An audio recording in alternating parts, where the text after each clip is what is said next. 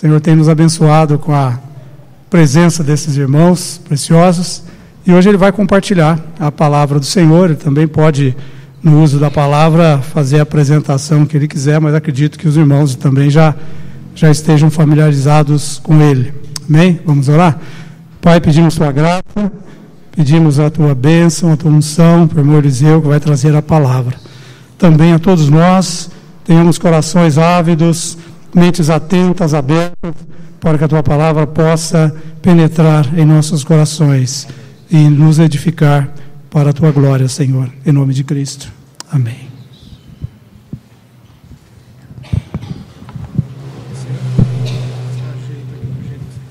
Eu vou segurar a mão mesmo. Vai segurar na mão? Mais à vontade. A graça e a paz, irmãos.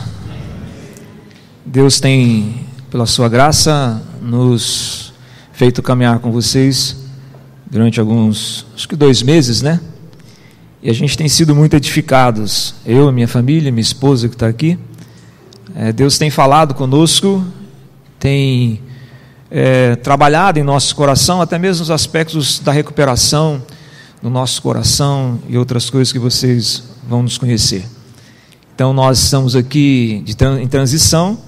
Deus, há 30 anos eu sirvo ao Senhor no ministério, né, de igrejas, nas igrejas batistas, e agora a gente tem trabalhado um projeto social ali perto da Polícia Federal.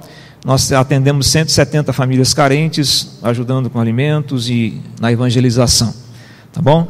Então estou feliz de estar aqui, tenho sido abençoado com os irmãos que têm trazido palavras abençoadoras, que têm marcado no meu coração. Hoje mesmo pela manhã o Senhor falou muito fortemente no meu coração de que existe uma individualidade que Ele usa, a nossa individualidade que Ele usa. A gente às vezes se compara com esse, com aquele, mas Deus tem um propósito especial, uma individualidade para trabalhar conosco, né? Uma história em nossas vidas. E outras vezes que Deus mexeu muito com o meu coração, usando a igreja reunida através do Espírito Santo. Amém, irmãos? Também quero, antes de ministrar a palavra, que se encontra em Mateus capítulo 25, se quiser ir abrindo, Mateus 25, a partir do verso 31, dar um testemunho, porque nesses dias que estivemos aqui, aconteceu algo muito importante em nossas vidas, como família. Nós viemos numa reunião de oração aqui no sábado, eu não sei se foi 2 semanas atrás, não é?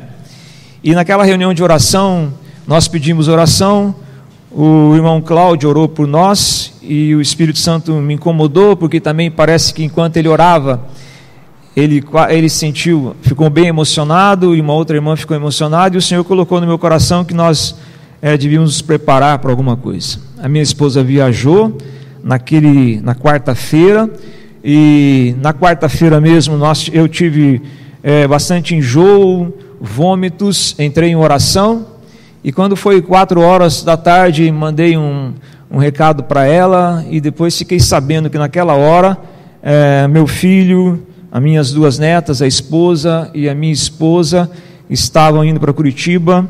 O carro rodou, andou por vários metros de costas, né? Acho que teve uma aquaplanagem, andou de costas, passou perto do guarda-reios, foi na direção de um precipício, né? Um precipício que havia do lado, foi voltando de lado, e passou pertinho com as rodas desse precipício, e de repente o carro voltou na direção normal. O meu filho sentiu de Deus a direção para ficar apenas firmar o volante, e o carro, depois de um tempo rodando, eles continuaram a viagem, guardados pelo Senhor.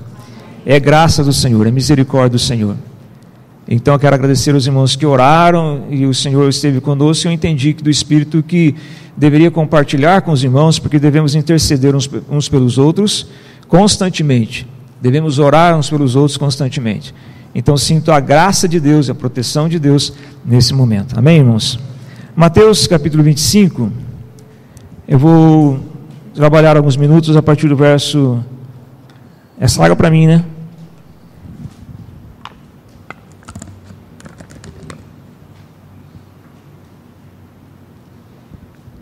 Verso 31, irmãos.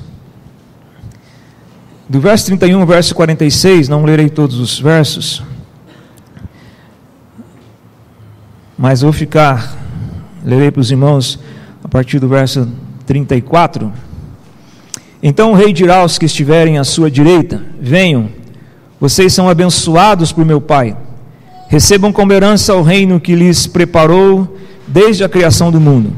Pois tive fome e vocês me deram de comer, tive sede e me deram de beber, era estrangeiro e me convidaram para a sua casa, estava nu e me visitaram, e vestiram, estava doente e cuidaram de mim, estava na prisão e me visitaram.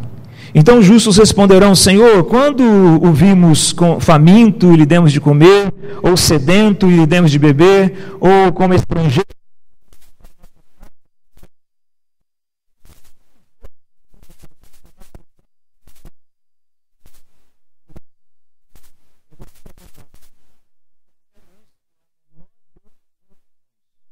Foi a mim que o fizeram. Eu queria que a gente guardasse essa expressão: quando fizeram a um desses menores dos meus irmãos, vocês fizeram a mim. Vocês fizeram a mim. Há aqui uma verdade, há aqui verdades importantes para as nossas vidas. Quando fizeram a um desses irmãos, fizeram a mim. Antes disso, eu quero dar um panorama um pouquinho desse texto.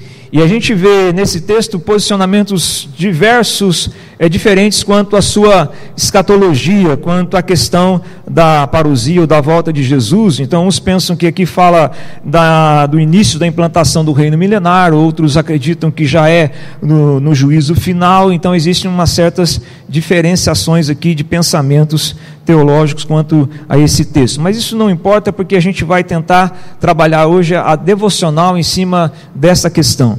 O versículo 31, nós percebemos que a palavra diz, então lemos que a palavra diz, verso 31,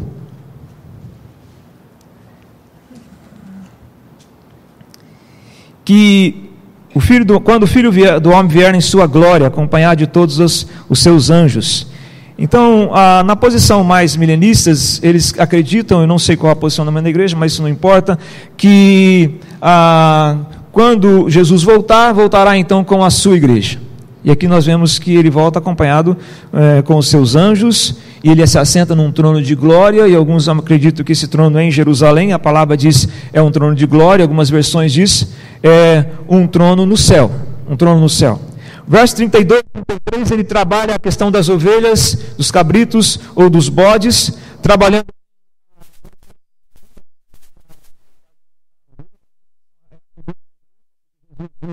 em Lucas 27, as minhas ovelhas.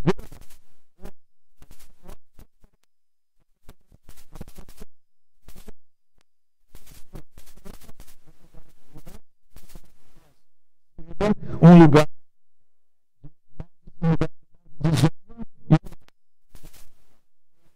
Não tem nada a ver com política aqui, tá, irmãos? É só uma questão textual mesmo. Então, a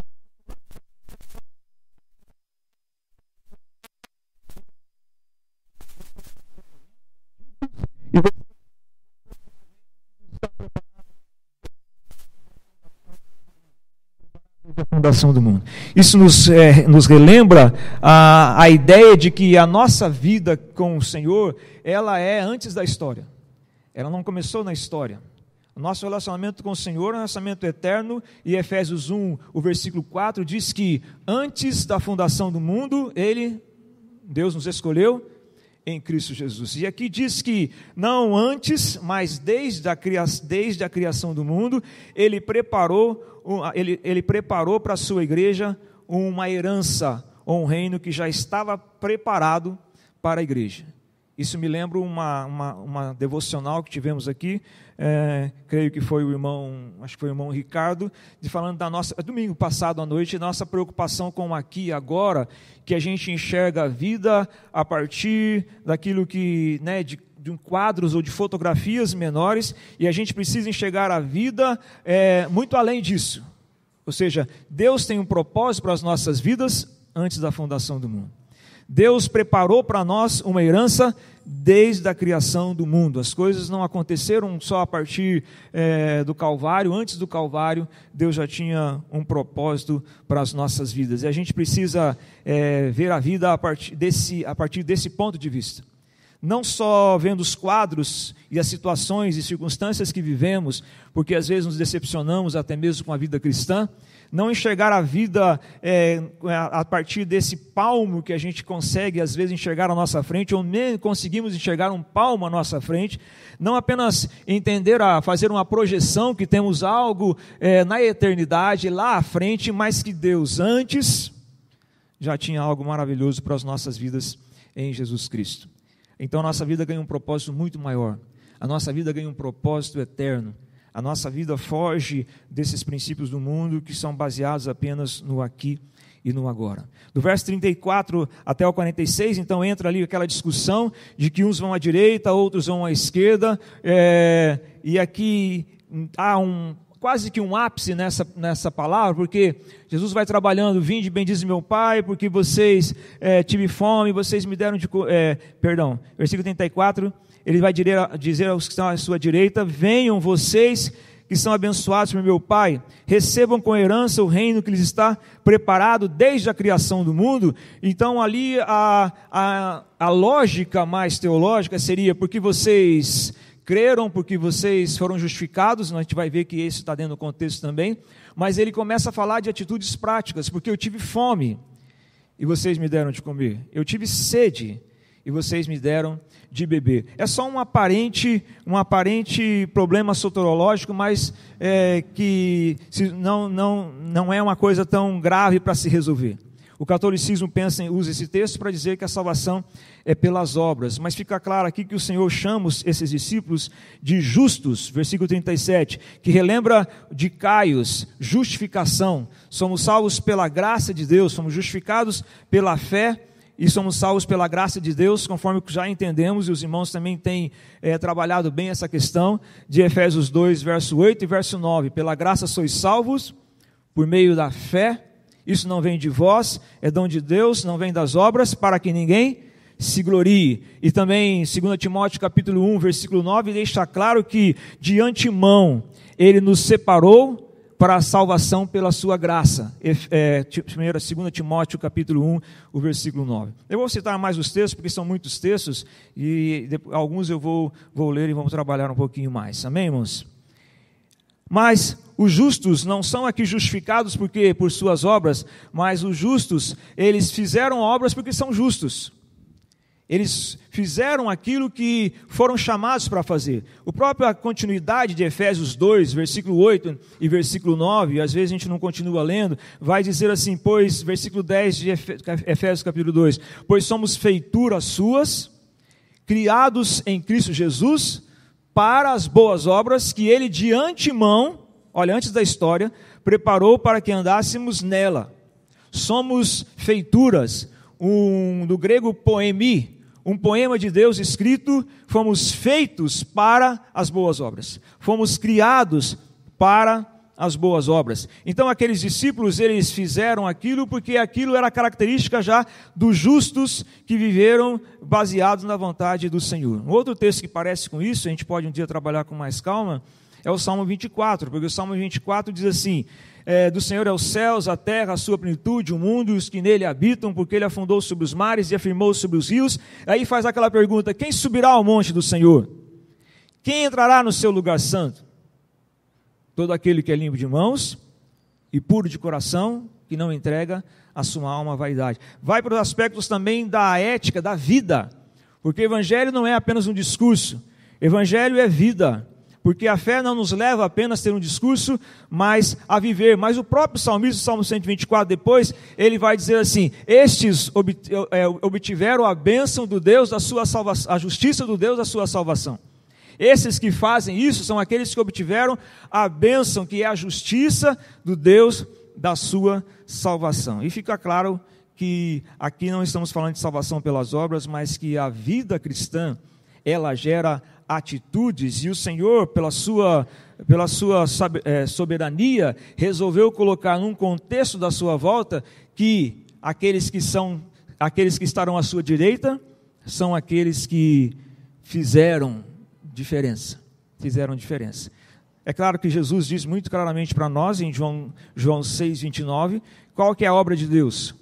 A obra de Deus é esta, que creiais naquele que me enviou. A obra de Deus tem a ver com a fé. Amém, irmãos? Outra questão também do versículo 41, eu estou correndo aqui. Seguindo essa sequência, ele vai dizer de fogo eterno, o fogo eterno preparado para o diabo e os seus anjos.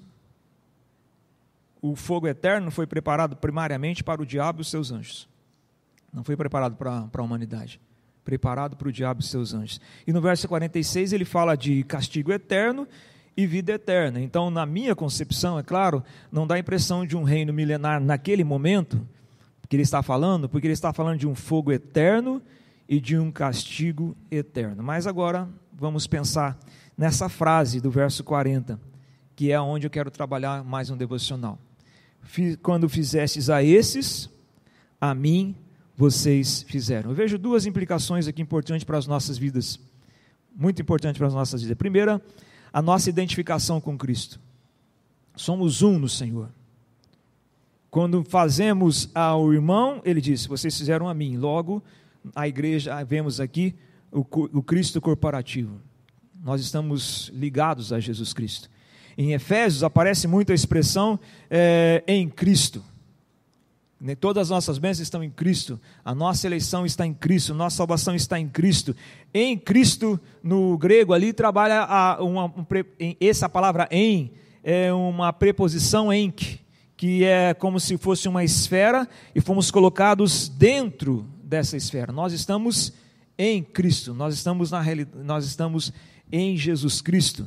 Nós estamos nele, ele está em nós, e é assim que Deus nos vê. Deus nos vê assim, e esse é um fato subjetivo.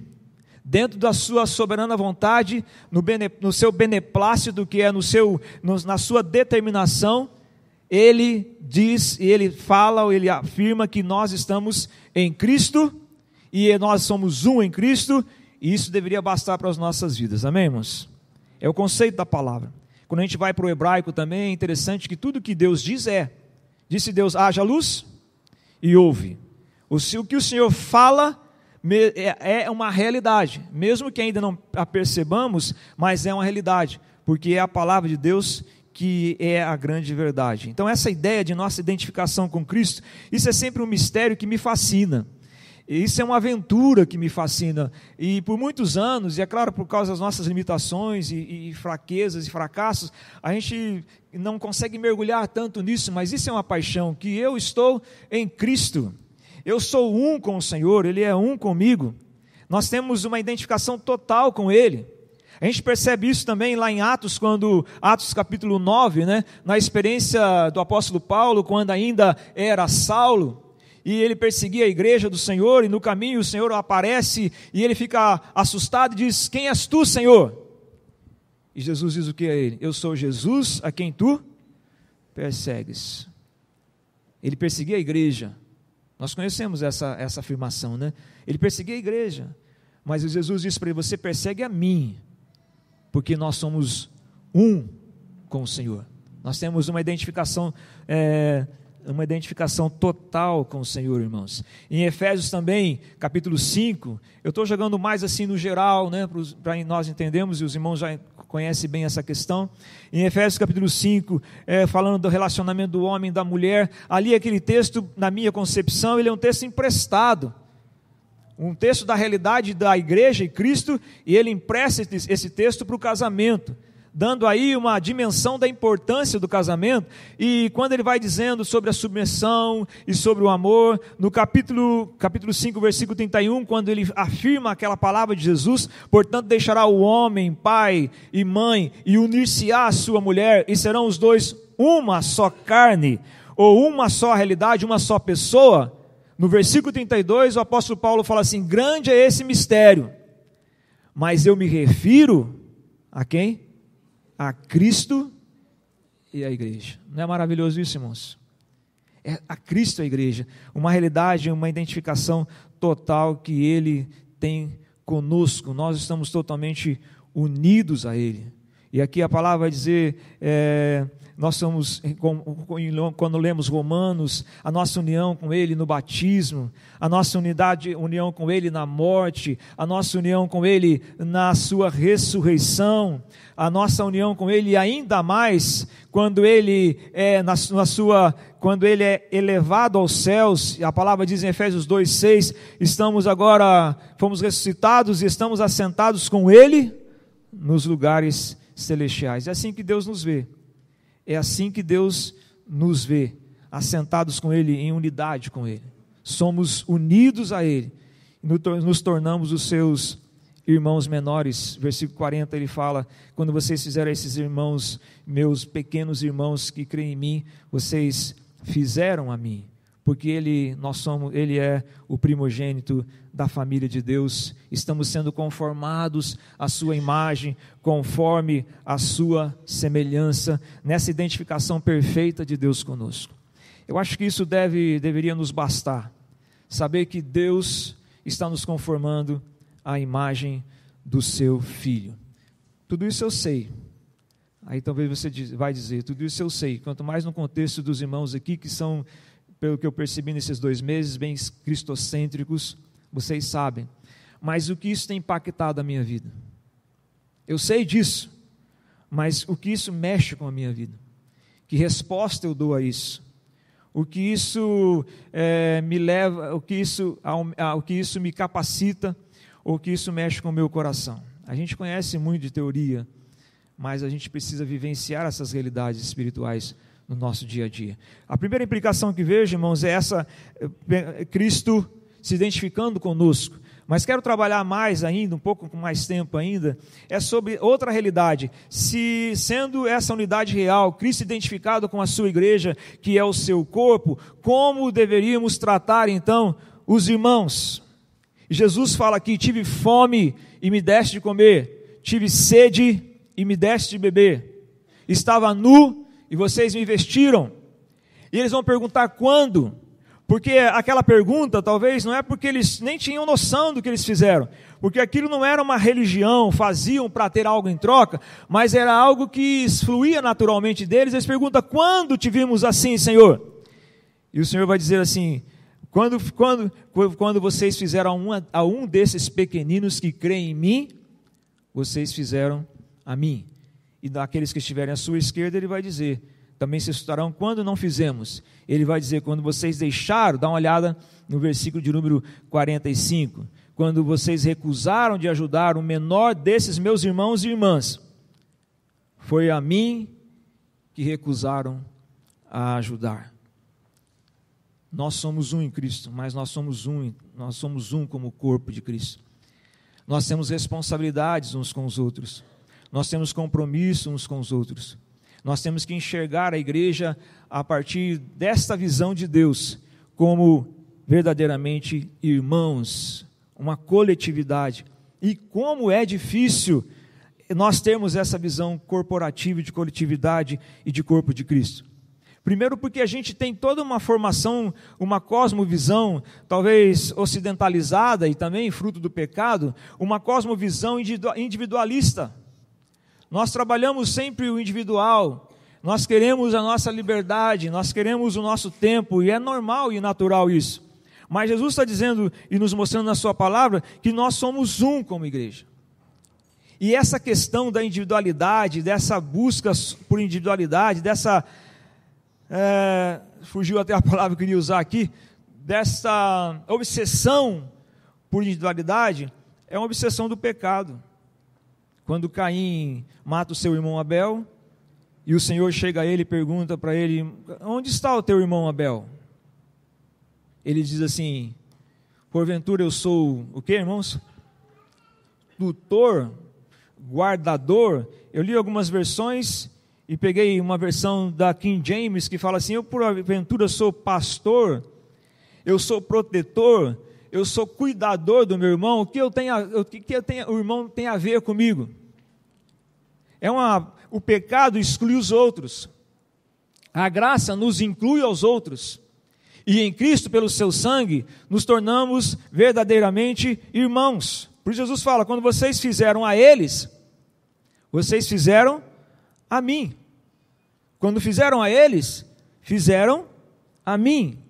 Cremos nisso ou achamos que isso é apenas uma ideia filosófica ou teológica? Ou Jesus está dizendo a verdade? Quando fazemos ao irmão, fazemos a ele. Por isso que na Bíblia é recorrente no Novo Testamento a ideia de uns aos outros. Aconselhai-vos uns aos outros, amai uns aos outros. Essa ideia é recorrente em todo o Novo Testamento, porque nós devemos viver para o outro. É algo que nós precisamos viver. E as Escrituras,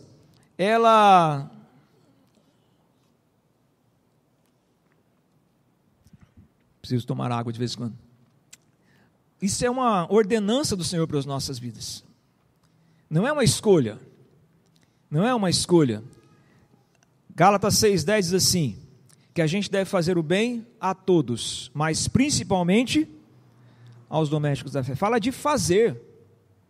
A gente tem uma preocupação, às vezes, com essa ideia de ordenanças, porque a gente acha que isso vai ferir a graça de Deus. As palavras são cheias de ordenanças. O Senhor diz, façam isso. O irmão Valim pregou em João 13 sobre quando Jesus lavou os pés dos discípulos, e no capítulo 13, o verso 17, Jesus fala assim, então, vocês viram eu fazer, então façam o mesmo. Jesus mandou fazer o mesmo. Então parece-me que às vezes a gente tem setores que se preocupam que a responsabilidade, o fazer, o trabalho, a missão, tudo isso compromete e fere a graça. Para aqueles que são chamados para a obediência, o obedecer é algo natural. A cruz que foi implantada em nós e continua em nós, ela fala de renúncia, e a cruz fala de obediência, e a cruz fala de entrega. Então isso não deveria ser um problema para nós. Isso não deveria ser uma dificuldade para nós em obedecermos, em entendermos que existem responsabilidades na graça de Deus, e que a graça não nos anula, e que a graça não nos deixa passivo, embora estou crucificado com Cristo, vivo não mais eu, mas Cristo vive em mim. Essa vida de Cristo em mim me torna mais responsivo ainda à sua vontade e à sua missão. A graça não nos torna passivos, mas a graça nos torna responsivos à vontade do Senhor. Mas parece que a gente às vezes tem uma preocupação com o evangelho mais prático, embora porque alguns trabalham a questão de salvação pelas obras e da prática, apenas o trabalho, esquece da graça. Então alguns setores falam, não, a graça para mim é uma rede de descanso na varanda da minha casa. Então Deus coloca aquela rede e eu descanso e não faço mais nada. Não, a graça é uma rede de descanso para as nossas almas, mas a graça nos leva à missão, nos leva a servirmos ao Senhor. Veja que o apóstolo Paulo tinha essa concepção. 1 Coríntios capítulo 10, 1 Coríntios 15, o versículo 10, Paulo diz mais ou menos assim, você pode conferir ali depois. Ele diz assim, eu sou o que sou, pela graça de Deus eu sou o que sou. E ele diz, para mim a graça não se tornou inútil. Antes trabalhei muito mais que os demais, e muito mais ali intensamente que os demais. E ele diz, não eu, mas a graça de Deus que opera em mim. A graça opera, a graça nos impulsiona para a missão, a graça nos leva à missão, a missio Dei, a missão de Deus e os propósitos que Deus tem para as nossas vidas, e um deles é cuidar do seu corpo, da sua igreja, é alimentar, é suprir o povo de Deus em todas as áreas. Um problema que nós temos também é que a gente tem uma ditadura eu chamo, e talvez alguns já falaram também, a ditadura do ou eu confio totalmente na graça, ou eu trabalho. A graça nos leva ao trabalho, ou eu sou desse pensamento, daquele pensamento. Não, a graça inclui todas as coisas. Deus é riquíssimo. Então nós podemos agir, trabalhar, vivendo na dependência da graça de Deus, sem ufanar, sem achar que temos por obrigação, ou teremos vantagem em fazer isso ou aquilo. Não, a graça não exclui o fazer, a graça não exclui a responsabilidade, antes nos capacita para tal, porque Jesus falou, tive fome e me destes de comer. Tive sede e me destes de beber. Realidades, fatos, coisas reais. Então a graça nos torna muito mais comprometidos com o corpo de Cristo, com a missão que o Senhor deu para nós no contexto do seu corpo. Vocês vão me conhecendo aos poucos, eu sou mais, talvez, mais romântico. Né? Minha esposa está ali, ela pode dizer. Mas quando eu falo de adoração também, particularmente, eu acho que cada um adora o Senhor e a questão da adoração é muito pessoal. Mas eu gosto de falar, Senhor, eu quero te beijar. Quem não gosta de fazer isso aí? Tocar no Senhor, não é isso, irmãos? Quem já não cantou? Eu queria tocar nas suas vestes. Não é verdade?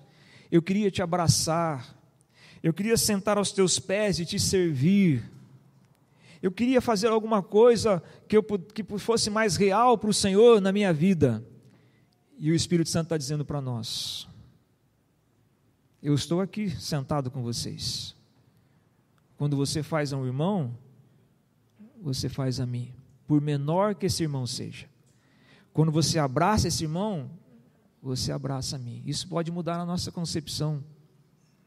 Quando você alimenta aquele irmão, você alimenta a mim. Quando você beija aquele irmão, você beija a mim. Você cuida daquele irmão, você cuida de mim. Porque como o apóstolo João diz em 1 João capítulo 4, versículo 20, como eu vou dizer que amo a Deus, que eu não vejo, se eu não amo meu irmão, que eu convivo com ele. Nós podemos tocar no Senhor. Podemos tocar no Senhor. Quando nós tocamos no corpo de Cristo, sendo igreja, sendo o corpo de Cristo, isso não é apenas, como eu disse, uma figura, é uma realidade. Isso não é figura, isso é realidade, somos o corpo de Cristo. Quando o apóstolo Paulo fala para Timóteo, em 1 Timóteo 3, versículo 14, Paulo diz assim, olha, eu estou escrevendo para você, Timóteo, para que você saiba como andar na casa de Deus, que é a igreja do Deus vivo. Paulo está dizendo, tome cuidado para você andar na casa de Deus, porque nós estamos tocando, edificando o corpo de Cristo. É uma visão que ultrapassa uma visão socialista do irmão ou política nas administrações do corpo de Cristo. É muito mais que isso. Nós estamos lidando com o corpo de Cristo. O corpo de Cristo. Eu já venho de uma longa jornada. Uma longa jornada. Desde os meus 21 anos eu fui para o Rio de Janeiro, fiz teologia. E aí alguém jogou, agora você é pastor, né? E claro, a gente estava preparado, assume uma comunidade, e como foi difícil entender isso, e ainda Deus tem trabalhado no meu coração, porque a gente vê as coisas muito mais, te dá o treinamento do ponto de vista institucional, é assim, administra assim, prega daquele jeito, e isso trouxe muitas dores para nós e para a família, porque as pessoas, de repente você vai lá e enterra alguém, sofre no hospital e chora por alguém que morreu, mas você não pode chorar, porque se você não pode chorar, porque você é o pastor, tem que pregar, tem que tal, e todas as coisas, e se você abre o coração e diz, olha, não estou bem hoje, a comunidade vai falar, como? O pastor não está bem?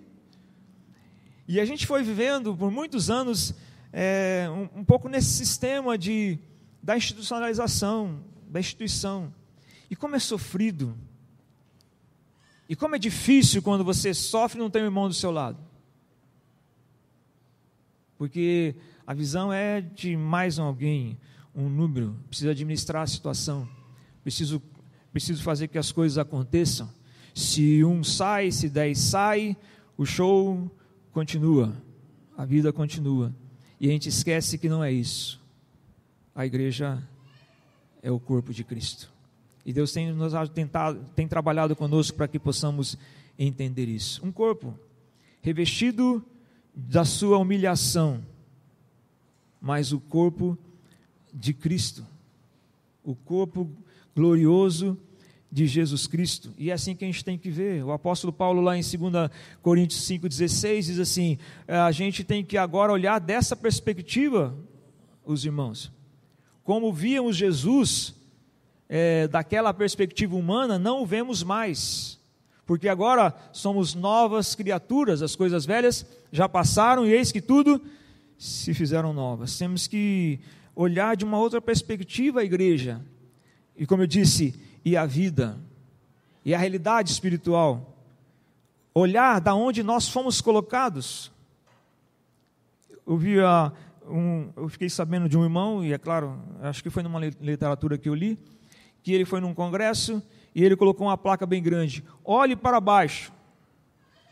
E as pessoas ficaram, olha para baixo, geralmente a gente usa a expressão olhe para cima, levante a cabeça, e está certo em parte, mas olhe para baixo.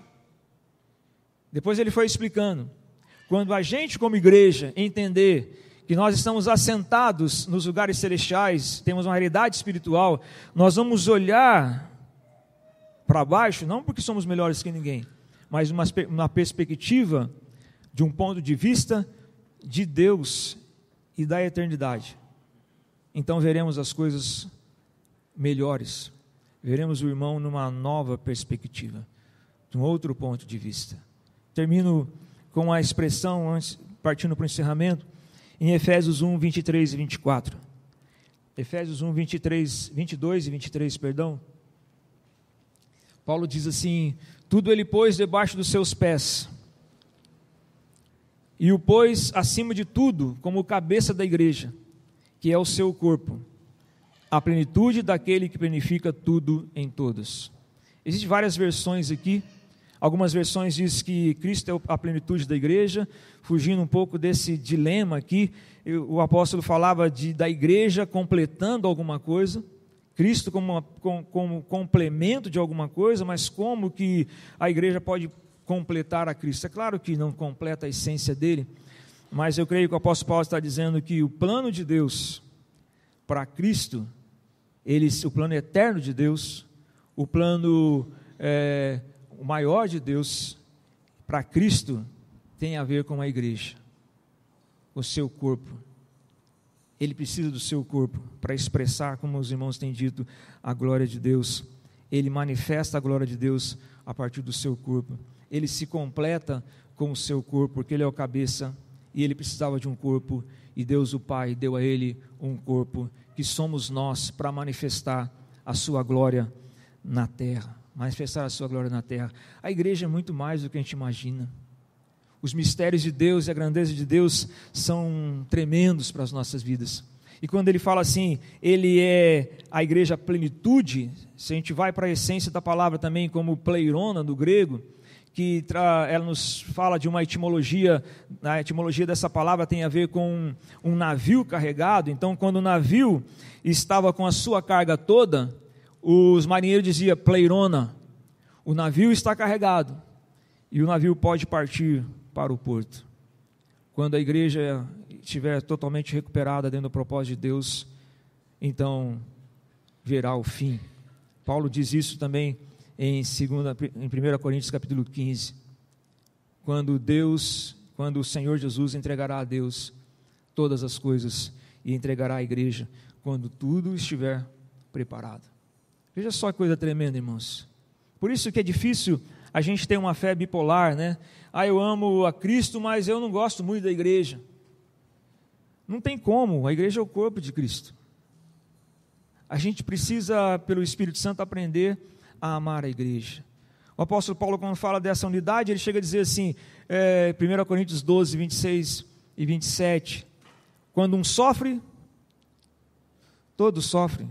Quando um se alegra, todos se alegram. É difícil para a gente entender isso, porque a gente coloca assim, quando um sofre, todos devem sofrer. Quando um se alegra, seria bom que todos se alegrassem. O texto está dizendo isso? O texto está dizendo que quando um sofre, todos sofrem. Quando um se alegra, todos se alegram, porque nós somos um corpo, nós somos uma unidade, por isso nós devemos servir os irmãos. Eu vejo Jesus dizendo aqui então, eu tive fome e vocês me deram de comer, eu tive sede e vocês me deram de beber. Como eu posso servir ao Senhor? 1 Pedro, capítulo 4, 10 e 11. Cada um sirva ao Senhor conforme o dom que recebeu. Aquele que fale segundo os oráculos de Deus. E aí vai dizendo quais os nossos dons, como eu posso servir ao Senhor. E como eu posso servir ao Senhor? Sirva os irmãos, sirva a igreja, estaremos servindo ao Senhor. Amém, irmãos?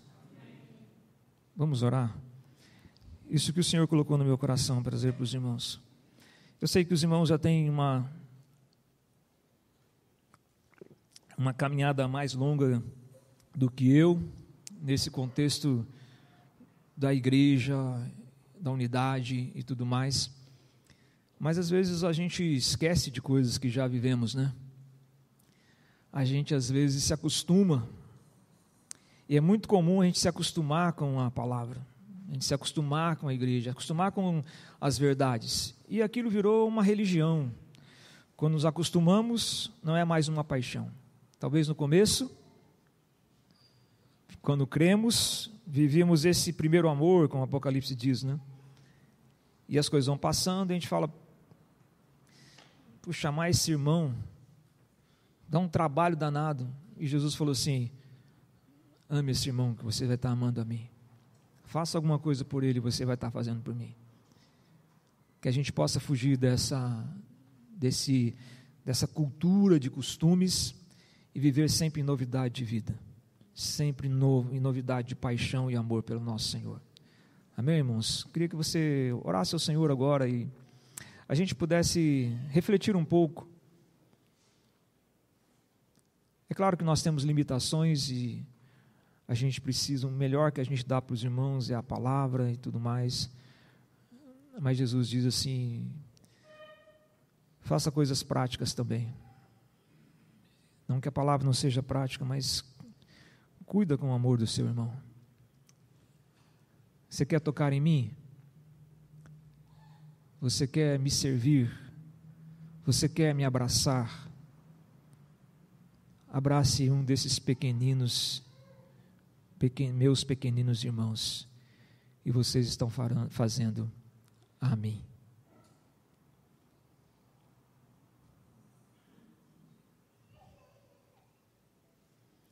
Obrigado, Senhor, pela Tua misericórdia e palavras sobre nossas vidas. Obrigado, Senhor, pela oportunidade de compartilhar com os meus irmãos, repartir com meus irmãos a Tua preciosa palavra. Agora eu oro ao Espírito Santo de Deus, que o Senhor esteja ministrando no coração dos nossos irmãos aqui. Talvez haja, Senhor, relacionamentos quebrados. O Senhor é o Deus que nos uniu em Cristo e pode tornar isso uma realidade na vida desses irmãos.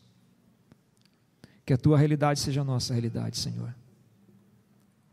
Às vezes nos entristecemos até mesmo com aqueles que convivem conosco, os nossos irmãos mais próximos na nossa própria casa.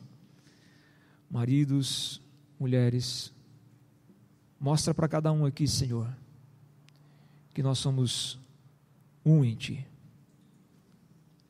Que o Senhor nos deu graça o suficiente para amar, porque o Senhor derramou o Seu amor sobre nossas vidas. Que por nós mesmos nada podemos, mas pela Tua graça operante em nós, podemos, ó Deus, cumprir a Tua vontade, e a Tua vontade e o Teu primeiro mandamento é que amemos uns aos outros. Abençoa essa comunidade, Senhor, como tens feito. Enche essa comunidade de cada dia mais de visão da Tua glória, de palavras que venham do Teu trono para o coração dos Teus filhos, palavras que nos encham de esperança e também que nos motive a cumprir a missão do Senhor de comunicar ao mundo esse tão grande amor como o Senhor demonstrou naquela cruz. Eu Te louvo, Senhor, no nome de Jesus. Amém.